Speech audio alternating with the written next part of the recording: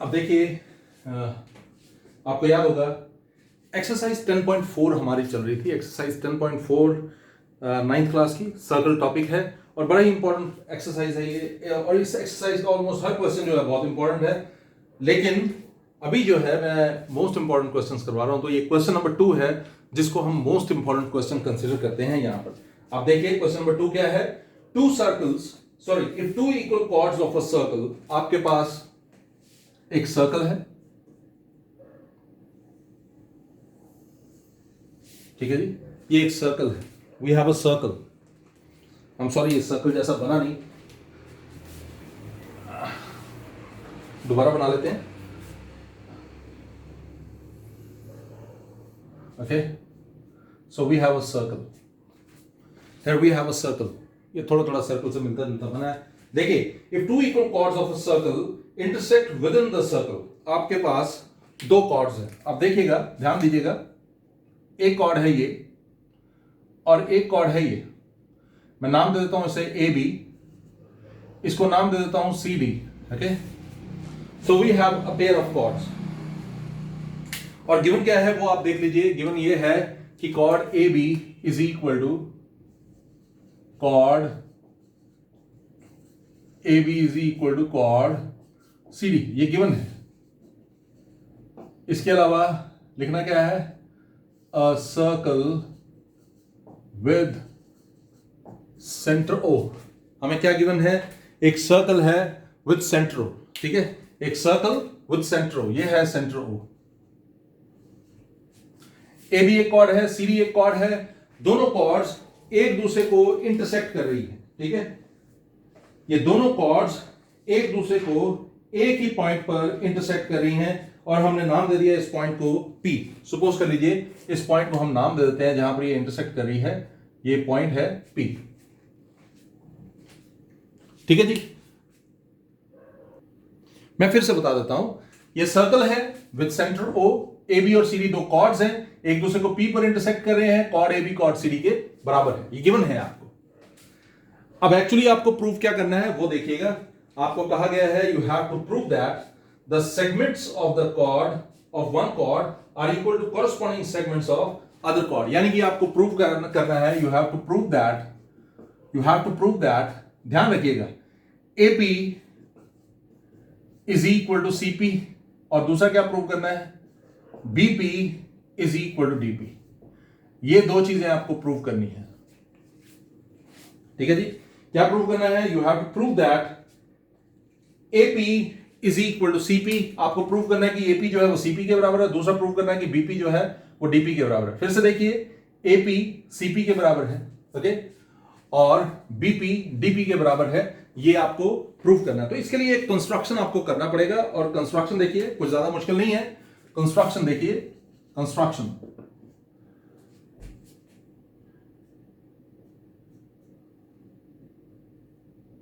Construction देखिए, construction क्या है, आप OX परपेंडिकुलर ड्रॉ कीजिए,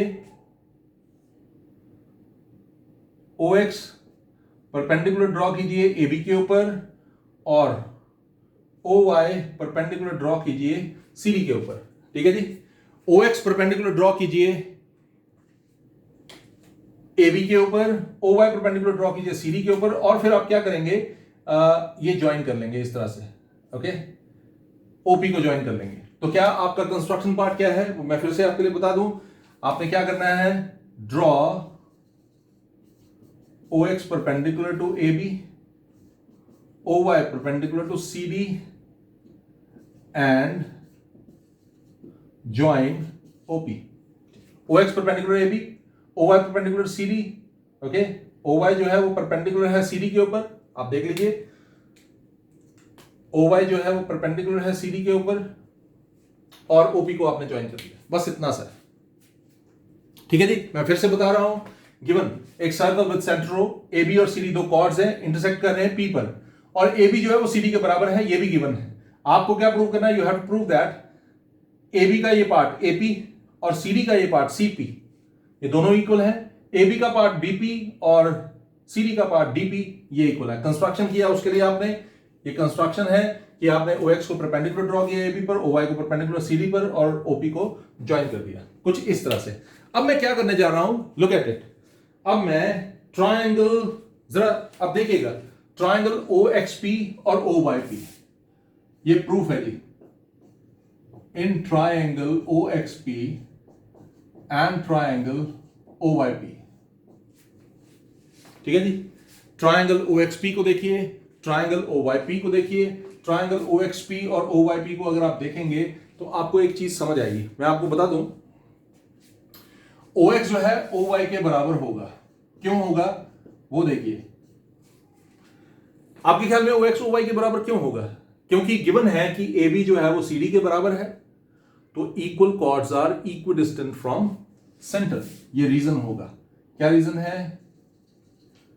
equal chords are equidistant from centre, ठीक है जी। इसके अलावा एंगल 1 जो है वो एंगल 2 के बराबर होगा and equal to 90 degree. Angle 1 is equal to angle 2 is equal to 90 degree, ठीक है जी। क्यों? By construction. और इसके अलावा OP common, OP is equal to OP। Reason आपको पता है, OP क्यों OP के बराबर होगा? थोड़ा सा ये कंजस्टेड हो गया है तो मैं इसको दूसरे कलर से लिख देता हूं। OP is equal to OP क्यों होगा? OP is equal to OP common, ठीक है जी। अब जरा नोटिस कीजिए, OXP और OYP में एंगल 1 एंगल 2 के बराबर है 90 डिग्री, OP OP के बराबर है कॉमन, और OX OY के बराबर है क्यों? Equal chords are equidistant from centre. ये रूल आपको याद होगा जब भी मैंने आपको बताया था कि अगर आपके पास एक सर्कल हो और ये कॉर्ड है और ये कॉर्ड है से AB और ये कॉर्ड है CD और ये सेंटर है, ABCD के अगर बराबर है तो OX जो है वो OY के बराबर होगा। ये रूल है। क्या रूल था? Equal chords are equidistant from centre. अगर ABCD के बराबर है तो OX जो है वो किसके बराबर होगा? ये है O। OX जो है वो किसके बराबर होगा? It is equal to OY। ये रूल आपने इस चैप्टर के बिगिनिंग में ही ये समझा है। तो इसका क्या मतलब हो गया? इसका मतलब हो गया which employees triangle OXP congruent to triangle OYP by RHS। RHS rule से दोनों ट्रायंगल जो हैं वो क्या हो गए? ये कॉन्ग्रुएंट हो गए। दोनों ट्रायंगल्स RHS रूल से कॉन्ग्रुएंट हो गए। अब सोचिए, अगर दोनों ट्रायंगल्स RHS रूल से कॉन्ग्रुएंट है तो इसका क्या मतलब है? इट एम्प्लॉयज, देखिए, XP is equal to YP, why CP CT। XP जो है वो YP के बराबर है CP CT से, ठीक है जी। तो मैं इसको एक काम करता हूं, मैं I am going to number it 1, okay, this is 1। Also एक और चीज हमें पता है, और क्या है? Also AB is equal to CD, okay okay. AB जो है वो CD के बराबर है, OX परपेंडिकुलर है AB पर, OY परपेंडिकुलर है CD पर, ठीक है जी। AB is equal to CD given OX perpendicular to AB and OY perpendicular to CD, why? by construction। इसका क्या मतलब हो गया? अगर OX परपेंडिकुलर है AB पर, आपको पता है perpendicular from centre bisects a cord, इसका मतलब है which implies, this means, इसका मतलब है कि AX जो है वो BX के बराबर होगा, which implies AX is equal to BX। and अगर OY परपेंडिकुलर है CD पर तो इसका मतलब है OY बाइसेक्ट करेगा CD को, यानी कि CY जो है वो किसके बराबर है? It is equal to DY। CY is equal to DY। और रीजन क्या देंगे? रीजन होगा, मैं लिख देता हूं, perpendicular from centre bisects a chord, ठीक है जी। Perpendicular drawn from centre bisects a chord. Perpendicular जो सेंटर से बनाया गया वो बाइसेक्ट करेगा कॉर्ड को। अब जरा नोटिस कीजिए ना, मैं काम करूंगा, मैं इसको AX इक्वल टू BX जो आपने किया ना, AX is equal to BX, AX को BX के बराबर आपने कर दिया हुआ है ना। ये आपने जो किया है इसको मैं यूज करूंगा, और कैसे यूज करूंगा देखिएगा, ओके।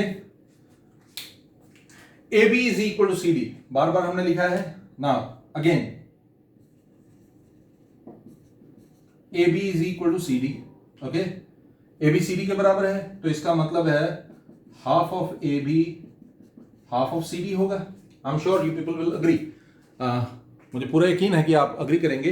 अब सोचिए half of A B is equal to half of C D, okay, क्योंकि ए बी सी डी के बराबर है तो आपने हाफ ऑफ ए बी को हाफ ऑफ सी डी लिख दिया। अब सोचिएगा जरा, half of A B A X हो सकता है, ओके, ये देखने वाली बात है, हाफ ऑफ ए बी